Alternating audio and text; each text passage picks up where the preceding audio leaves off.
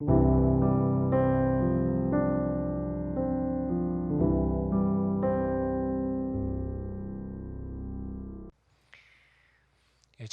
앞뒤에 계신 분들과 한번 이렇게 인사했으면 좋겠습니다.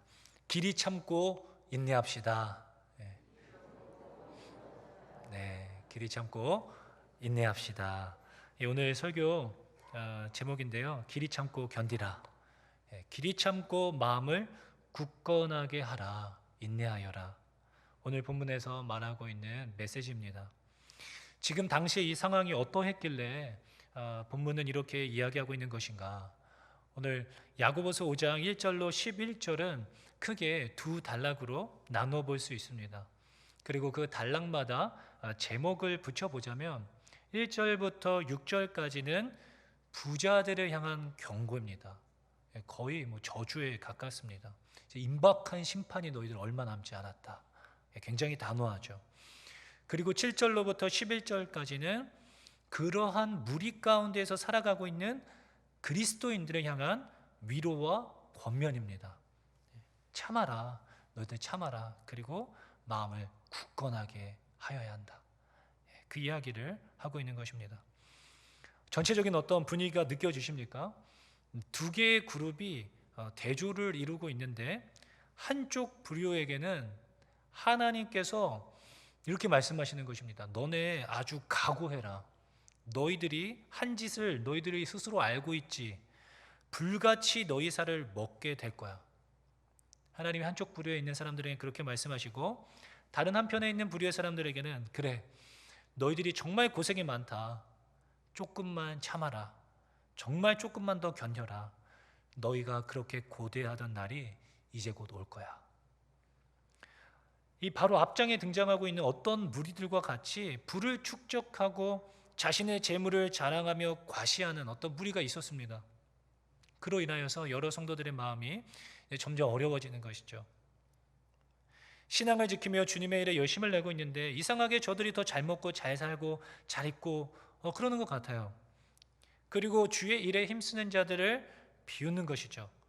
그러니 기운이 빠지고 속상해지는 것입니다. 이에 주님께서는 너 이놈의 부한자들아, 어디 감히 썩어 없어질 것들을 가지고서 그렇게 과시하고 자랑하고 그렇게 다른 사람들을 괴롭히고 핍박하느냐. 너희들은 이제 곧 임박한 진노를 결단코 피하지 못할 것이다. 그리고 반대편에 있는 부류들에게 형제들아, 너네 힘들지만 조금만 더 인내하고 견뎌라. 마음을 굳게 해야 돼 라고 하고 하나님께서 말씀하고 계시는 것입니다. 단어적으로 분명하게 본문에서 명시되어지고 있지는 않지만 이 두 개의 대상은 극명하게 나뉘어져 있는데 한쪽은 비그리스도인들, 그리고 한쪽은 그리스도인이라고 볼 수 있습니다. 이제 비그리스도인들은 부와 재물, 물질, 어떤 돈을 자신의 최고의 신으로 모시고 살아가는 자들, 그리고 다른 한쪽의 성도들은 물질이 아니라 세상 가운데에서 예수 그리스도, 영원한 하나님의 나라를 소망하며 살아가는 자들의 대조인 것입니다. 이 야고보서의 핵심 주제가 무엇이냐면 이제 더글라스 무라고 하는 사람이 이 신학자인데요, 이렇게 정리하였습니다. 이 야고보서의 핵심 주제는 야고보의 관심은 독자들이 세속적인 가치에 타협하는 것을 중단하고 스스로를 전적으로 주께 드리는 것인데 이것은 야고보가 이 서신에서 말하는 모든 것의 기본이다. 그래서 우리는 영적 온전함이 이 서신의 핵심 관심이라고 제안한다. 더글라스 무라는 사람이 이렇게 정리하였습니다. 야고보서에서 반복적으로 언급되어지고 있는 것들은 이제 가늠한 여인, 음란한 여인, 왜 남편이 있는데 왜 계속 바람을 피느냐는 것입니다. 왜 말로만 믿는다고 하고 왜 행위로는 세상 사람들이 쫓는 것을 똑같이 쫓아서 그렇게 살아가고 있느냐, 성경과는 전혀 다른 삶을 사느냐고 묻는 것입니다. 그리고 5장에 와서, 제일 끝장에 와서는 이 야고보 사도가 자신의 서신을 마무리하면서 정리하기로는 계속 성도들을 미혹해하는 세상을 꾸짖으면서 세상 가운데 살아가는 성도들을 향하여서 힘든 거 내가 안다. 그러나 우리 조금만 더 인내하자. 조금만 더 참자. 곧 끝이 온다. 라고 하면서 성도들을 격려하고 위로하는 것으로 성경을 마무리하고 있습니다. 그러므로 우리는 이러한 대조를 통하여서 반드시 이쪽 부한자들의 무리가 아니라 이쪽 무리, 인내해야만 하는 상황에 우리는 반드시 있어야만 할 것입니다. 인내하는 상황에, 길이 참고 인내하며 마음을 굳건하게 해야만 하는 상황에 우리는 서 있어야만 하는 것입니다. 너무나 쉽게 마음의 틈을 내어주고 타협하며 어중간한 어떤 뜨뜻미지근한 이도저도 아닌 남편이 있음에도 가늠하고 있는 음란한 여인과 같은 상태가 되어서는 절대로 안 된다는 것입니다. 그러기 위해서는 이 시대를 잘 분별해야 하고 나의 상황은 어떠한가 살펴보아야만 하는 것입니다. 이를 위하여서 먼저 1절부터 6절, 이 시대의 흐름, 부한자들이 어떻게 살아가고 있는가, 그것을 한번 살펴보고자 합니다. 1절에 보니까 들으라 부한자들아 라고 딱 대상을 분명하게 밝히고 있습니다. 이들이 주께로부터 심판받게 되는 이유는 더 분명합니다. 무엇입니까? 첫 번째 이유는 무엇이냐면 3절 하반절에 보니까 너희가 말세에 재물을 쌓았도다. 재물을 쌓았다는 것입니다. 어떻게 했는가? 먼저는 4절에 보니까 너희 밭에서 추수한 품꾼, 너희 밭에서 일한 일꾼들에게 주지 아니한 삭시 소리 지르고 있으며 그 일꾼들이 우는 소리가 만군의 주의 귀에 들렸다는 것입니다. 이것은 너가 불의를 행하여 재물을 쌓았다라고 말을 하는 것입니다. 그리고 두 번째, 애들이 심판받게 될 두 번째 이유는 이 부한자들이 왜 심판을 받게 되느냐? 5절에 보니까 너희가 땅에서 사치하고 방종하여 살육의 날에 너희 마음을 살찌게 하였도다. 사치하고 방종함을 통하여 마음이 살이 쪘다는 것입니다. 마지막으로 세 번째, 6절에 보니까 의인을 정죄하고 죽였기 때문에 이 부한자들이 심판을 받게 된다라는 것입니다. 정리해보자면 이 심판받게 되는 부한자, 세상 가운데 살아가는 이 자들은 첫 번째, 악착같이 재물을 모으기 위해서 이기적인 사람이 되어 간다는 것입니다. 아나무인이 되는 거죠. 자기밖에 몰라요. 주변에 진정으로 자신의 도움을 필요로 하는 자들을 바라보지 못하고 오직 계속하여서 자신의 안녕과 자신의 가족들을 위한 재물만을 축적해 가는 것, 이것이 악하다는 것입니다. 그렇다면 쌓아두는 것이 왜 문제가 되는가? 이것은 하나님의 나라의 가치가 아니기 때문입니다. 절대로 쌓아두는 것은 하나님의 나라의 원리가 아니에요. 우리의 주인이시며 왕되신 주님께서는 이 재물을 쌓아두지 말고 나누어 주라고 말씀하시고 계시기 때문입니다. 누가복음 12장 33절에 보니까 너희 소유를 팔아 구제하여 낡아지지 아니하는 배낭을 만들라. 곧 하늘에 둔 바 다함이 없는 보물이니 거기는 도둑도 가까이 하는 일이 없고 좀도 먹는 일이 없느니라. 그러니까 너희 소유를 팔아서라도 구제하는 일에 힘쓰라는 것입니다. 고아와 과부를 돌보고 곁에 있는 힘겹게 살아가는 자들을 모른 척하지 말라는 것이죠. 왜 그런가? 그 재물이 너 쓰라고 준 것이 아니라는 것입니다. 그들을 도우라고 주께서 맡기신 것들이기 때문이라고 하나님 말씀하시는 것이죠. 더 나아가서 구제하는 일에 힘쓸 때 영원한 삶을 살게 되는 저 천국에 쌓인다라고 하나님이 귀뜸까지 해주시고 계시는 것입니다.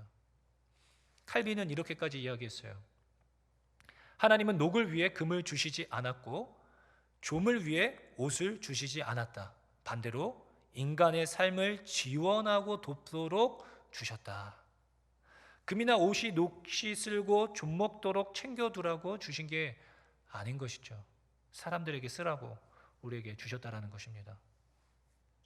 성경은 부자가 천국에 들어가는 것은 불가능하다라고 못 받고 있습니다.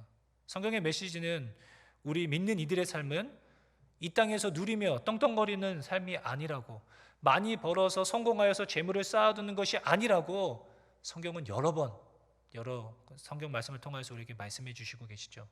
그것이 아니라 오히려 주의 영광을 위하여 사용하라고 분명하게 말씀해 주시고 계십니다. 재물을 왜 쓰지 못하고 쌓아둘까요?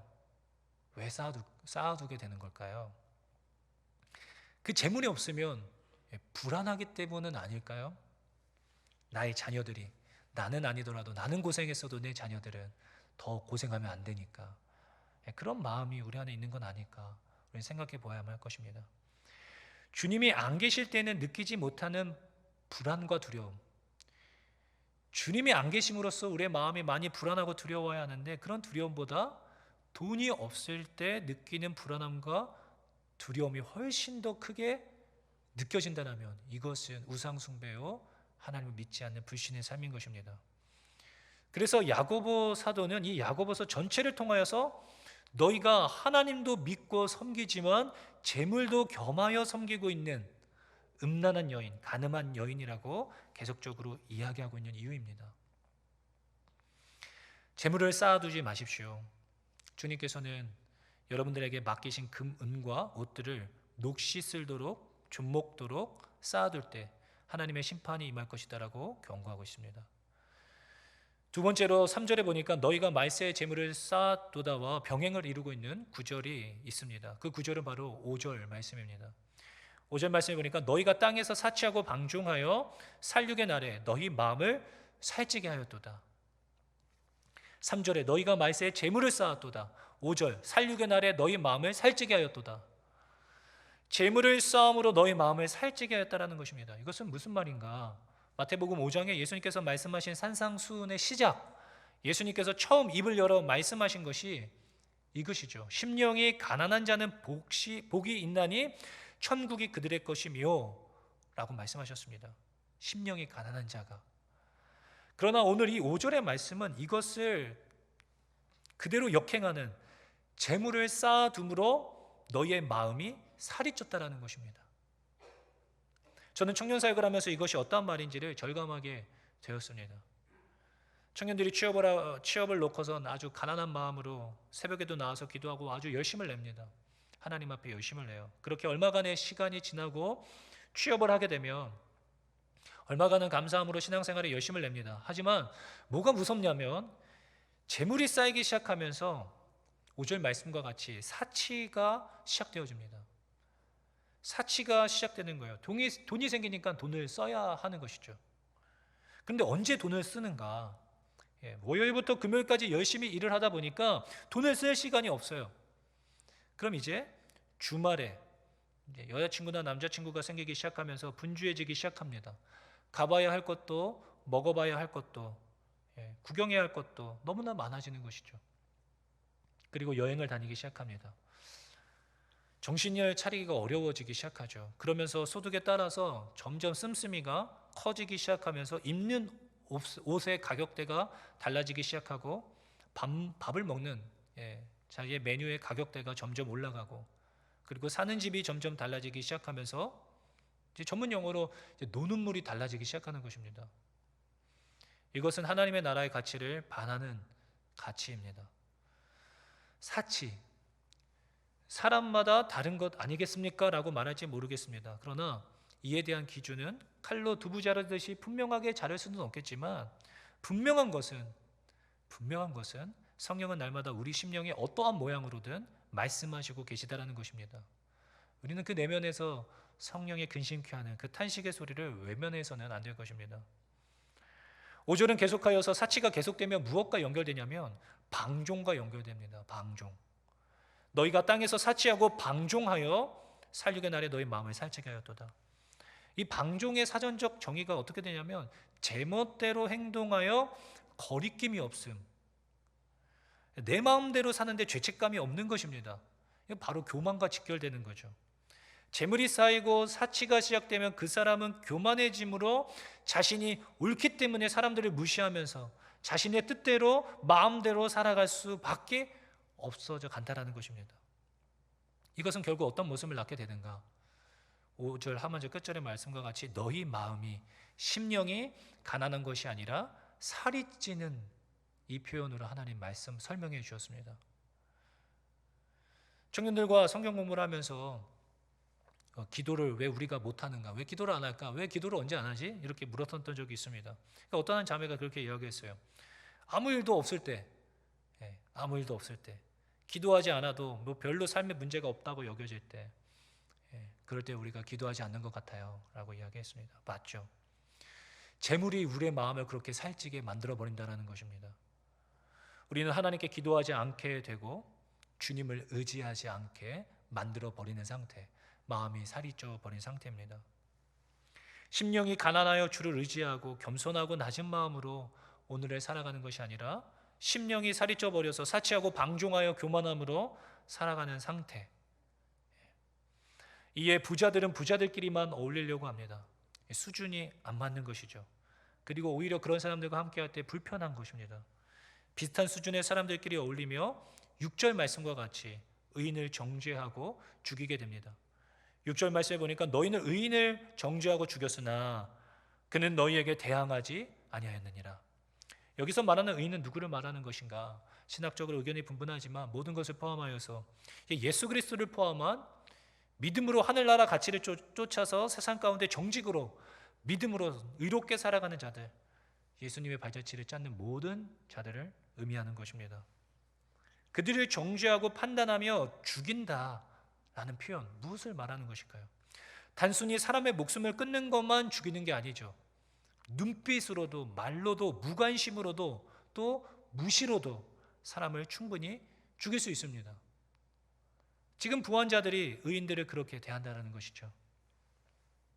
나는 그렇게 살지 못하고 있는데, 나는 성경에서 말하는 그런 삶을 살아가고 있지 않는데 하나님의 가치를 쫓아서 열심으로 나누고 이웃을 사랑하는 삶을 살아가는 자들은 그들이 곁에 있으면 자신들을 매우 불편해지는 거죠. 불편해요. 그들과 함께하고 대화하고 생활하면 자신이 너무 불편하게집니다. 기분이 언짢아져요.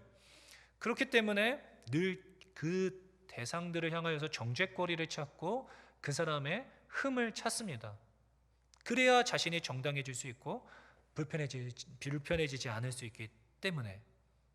그리고 소유한 것으로 차별하여 대하면서 상처 주고 무시해버리는 것입니다. 왜냐하면 자신에게 가지고 있는 것이 그것밖에 없기 때문에. 이것은 한 영혼을 죽이는 행위입니다. 너희는 의인을 정죄하고 죽였으나 그는 너희에게 대항하지 아니하였느니라. 그렇죠. 예수 믿는, 정말로 하나님을 따르는 그 가치를 쫓아, 말씀을 쫓아 살아가는 자들, 이들에 대해서 뭐라고 이야기할 수 있겠습니까? 아무 말 하지 않고 동일하게 똑같이 살아가는 것밖에 할 수 있는 것이 없는 것이죠. 이것에 대한 전반적인 분위기는 2장에 이 야고보 사도가 더 구체화해서 설명하였습니다. 제가 잠시 그 부분을 읽어보겠습니다. 2장 1절로부터 4절까지의 말씀인데요. 사람을 차별하여 대하지 말라. 만일 너희 회당에 금가락지를 끼고 아름다운 옷을 입은 사람이 들어오고 또 남루한 옷을 입은 가난한 사람이 들어올 때에 너희가 아름다운 옷을 입은 자를 눈여겨보고 말하되 여기 좋은 자리에 앉으소서 하고 또 가난한 자에게 말하되 너는 거기 서 있든지 내 발등상 아래에 앉으라 하면 너희끼리 서로 차별하며 악한 생각으로 판단하는 자가 되는 것이 아니냐. 이러한 분위기가 야고보서 전반에 흐르면서 세상과 버타지 말 것을 경고하며 성도로서 마땅한 삶을 행하여 온전함을 유지할 것을 이 야고보 사도는 권면하고 있는 것입니다. 그렇다면 결국 이 부한자들은 누구를 말하는 것인가? 하나님의 말씀보다 재물의 권위를 더 높이 두고 재물의 지배를 받고 있는 자들을 말하고 있는 것이 분명합니다. 재물의 지배와 영향력 아래 살아가고 있는 자들인 것이죠. 이것이 오늘날 이 마지막 때를 살아가는 이 시대의 풍조입니다. 이것이 너무나 강력해요. 우리는 이것을 반하는 가치를 쫓아 더 나누고 내가 더 희생하며 그렇게 살아가야 한다고 성경은 계속적으로 하나님 우리에게 말씀해 주시고 계십니다. 그리고 야고보 사도는 이제 반대로 이러한 세상 가운데 그럼에도 불구하고 하나님을 향한 믿음을 행함으로 입증해 나아가며 살아가고 있는 형제들에게 이제 눈길을 돌리는 것입니다. 7절 말씀. 그러므로 형제들아, 명칭이 바뀌었어요. 부한 자들에게 경고하다가 그러므로 형제들아, 나의 형제들, 같은 길을 걷고 있는 형제들에게 말을 하는 것이죠. 그러므로 형제들아, 주께서 강림하시기까지 길이 참으라. 보라, 농부가 땅에서 나는 귀한 열매를 바라고 길이 참아 이른 비와 늦은 비를 기다리나니 너희도 길이 참고 마음을 굳건하게 하라. 주의 강림이 가까우니라. 아멘. 왜 이러한 이야기를 하고는 길이 참으라고 권면합니까? 길이 참고 마음을 굳건하게 하라고 왜 이렇게 이야기하고 있는 것일까요? 이러한 성공주의 시대에 어떻게든 돈을 벌어서 축적하기 위해 애를 쓰고 이것을 과시하는 이 시대, 이러한 가운데에서 정신을 차리고 살아가기 위해서는 인내해야 한다는 것입니다.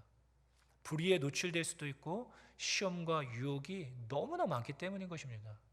계속 세상이 우리에게 그렇게 요구하고 그러한 삶이 더 있어 보이고 더 성공한 것처럼 우리를 계속 유혹할 것이기 때문입니다. 또 우리라고 왜 재물을 쌓고 싶지 않겠습니까? 왜 사치하고 싶지 않겠습니까? 조금 더 호사스럽고 조금 여유 있는 삶을 왜 우리라고는 누리고 싶지 않겠습니까? 왜 우리 자녀들에게 더 좋은 것 입히고 좋은 것 먹이고 더 많은 것 쥐어주고 싶지 않겠습니까? 그러나 인내하라는 것입니다. 길이 참고 마음을 굳건하게 하라는 것입니다. 왜냐하면 이제 곧 이 땅에서 누리는 부유함보다 비교할 수 없는 영예롭고 고귀한 마지막 날, 곧 승리의 날이 다가올 것이기 때문입니다. 그리고는 야고보 사도는 우리로 하여금 무엇을 다시금 떠올리게 하냐면 11절 하반절에 보니까 우리 주님은 가장 자비하시고 우리를 긍휼히 여기시는 분이심을 잊지 말라는 것입니다. 우리는 이 성경에서 말하고 있는 이 진리를 절대로 놓쳐서는 안 될 것입니다. 하나님 아버지가 보고 계시다라는 거죠. 하나님이 가장 자비하시고 우리를 불쌍하게 여기시는, 긍휼히 여기시는 그 주님이 계시다라는 건 너희들 잊지 마. 그것을 우리에게 말해주고 있는 것입니다. 그래서 야고보 사도는 길이 참고 마음을 굳건하게 하라라고 이야기하고 있는 것입니다. 굳건하게 서서 버티라는 것이죠. 이 진리 위에 이 말씀의 뿌리를 두고 굳건하게 흔들리지 말고 요동하지 말고 서 있으라는 것입니다. 세상이 어떻게 우리를 힘들게 하고 유혹하고 넘어뜨리려 할지라도 우리의 결국 마지막이 온다라는 것입니다. 그날까지 길이 참고 마음을 굳건하게 하라. 세상 부요를 쫓는 삶은 결국은 멸망하게 됩니다. 파멸하게 돼 있어요. 너무나 처참한 최후의 심판이 남아 있습니다. 그러나 우리의 형제들은 오직 주의 나라와 의를 위하여 남들이 가려고 하지 않는 좁은 길을 걸으며 사치와 방종이 아닌 하늘의 미랄이 되어서 내가 죽고 다른 이들이 살 수 있다라면 기꺼이 그 십자가를 지겠습니다. 가끔은 억울하고 서럽기도 하고 눈물 나지만 인내하라. 길이 참으라. 우리 주님은 자비하시고 좋으신 분이심을 잊지 마. 그 하나님이 우리와 함께 계셔. 조금만 더 견디면 끝이 올 거야. 사랑하는 성도 여러분, 야고보 사도는 이 서신을 통하여서 끊임없이 외쳤습니다. 왜 예수를 믿는다라고 하면서 세상과 겸하여 살아가고 있느냐? 왜 예수님을 남편으로 맞아 신부가 되었으면서 다른 남자와 왜 계속 바람을 피고 있느냐? 고결함과 온전함으로 신랑 되신 예수님을 맞이할 준비를 해야 할 때입니다. 이제 그 마지막 때가 얼마 남지 않았기 때문입니다. 때로는 예수 믿지 않는 자들이 훨씬 더 여유롭게 가족들과 여가를 즐기며 행복하게 사는 것만 같습니다. 더 잘 먹고 잘 먹고 잘 살고 또 자식들도 시집장가 잘 가고 좋은 차를 타고 다니며 멋지게 사는 것 같습니다. 무엇인가 그들의 삶이 부러워지는, 나도 그런 삶을 쫓아 살아가고 싶어질 때, 서럽고 눈물 나는 때가 우리의 삶 가운데 분명히 찾아올 것입니다. 하지만 기억하십시오. 우리의 자비로우시며 만왕의 왕 되신 신랑 예수님이 이제 곧 오실 것입니다. 형제들아, 길이 참고 마음을 굳건하게 하라. 인내함으로 마지막 날까지 끝까지 승리하실 수 있는 저와 여러분들 되실 수 있기를 예수님의 이름으로 축원합니다. 기도하시겠습니다. 사랑의 주님, 오늘의 말씀을 통하여 우리의 심령을 깨우쳐 주시니 감사합니다. 세상은 끊임없이 주님의 사랑이 아닌 불을 축적함으로 자신의 마음을 살찌워 가고 있습니다. 하지만 때로는 그러한 세상 가치와 삶이 부러워 보이고 우리의 삶이 초라하게 느껴질 때가 있음을 고백합니다. 주님, 이러한 세상 가운데 살아가고 있는 우리의 눈과 귀를 보호하여 주시고 심령을 굳건하게 하시사 길이 참고 인내함으로 마지막 날까지 주와 함께 동행하는 주의 순결한 신부가 되게 하여 주시옵소서.